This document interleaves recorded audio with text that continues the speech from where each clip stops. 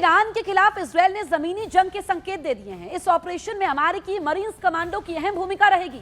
इस दौरान 3 रणनीति पर दोनों फोर्स काम कर सकती हैं। पहला फेज है सर्जिकल स्ट्राइक और पैरा ड्रॉप। इसमें अमेरिका और इजरायल के कमांडो हेलीकॉप्टर के जरिए सीधे ईरान के परमाणु ठिकानों और मुश्तबा खामिनेई के कमांड बंकर्स के पास उतर सकते हैं।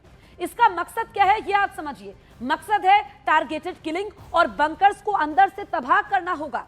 जमीनी जंग का दूसरा फेज है तटीय घेराबंदी।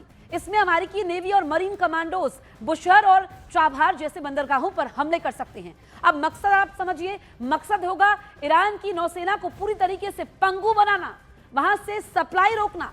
ग्राउंड ऑपरेशन का तीसरा फेज हम आपको बताते हैं। तीसरा फेज होगा बफर जोन बनाना।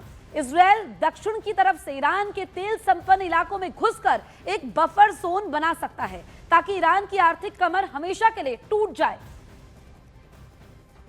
देखिए, इजरायल के पीएम बेंजामिन नेतन्याहू ने ग्राउंड ऑपरेशन की धमकी जरूर दी है, लेकिन ईरान के भूगोल के मुताबिक अगर उस पर जमीनी आक्रमण करना उतना आसान नहीं होने वाला है, क्योंकि ईरान का भूगोल इजरायल या इराक जैसा समतल नहीं है।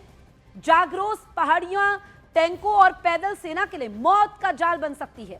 दूसरा यह है कि ईरान गुरिल्ला वॉर करने में माहिर है।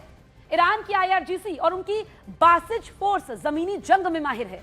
वो हर गली, हर पहाड़ को अमेरिकी सैनिकों के लिए कब्रिस्तान बना सकते हैं। ईरान में सुरंगों का जाल जमीनी जंग में चुनौती है। ईरान के पास हजारों मील लंबी अंडरग्राउंड सुरंगें भी हैं।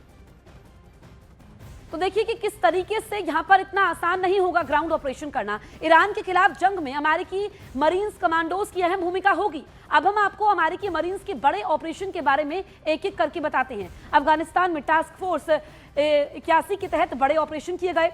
2007 में मार्सॉक की पहली बड़ी तैनाती अफगानिस्तान के कई प्रांतों में।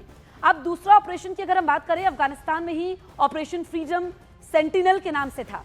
इसमें अफगानिस्तान में ऑपरेशन खत्म होने के बाद भी मिशन जारी। अल-कायदा और आईसिस के बचे हुए नेटवर्क पर वार।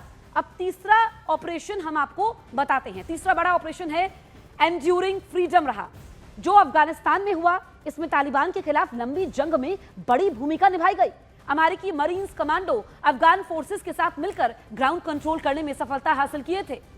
चौथा बड़ा ऑपरेशन था इनहेरेंट रिजॉल्व, जो इराक और सीरिया में हुआ था। इसमें आईसिस के खिलाफ इंटरनेशनल वॉर में एंट्री हुई थी और स्पेशल ऑपरेशन के जरिए आतंकवादियों का सफाया हुआ था।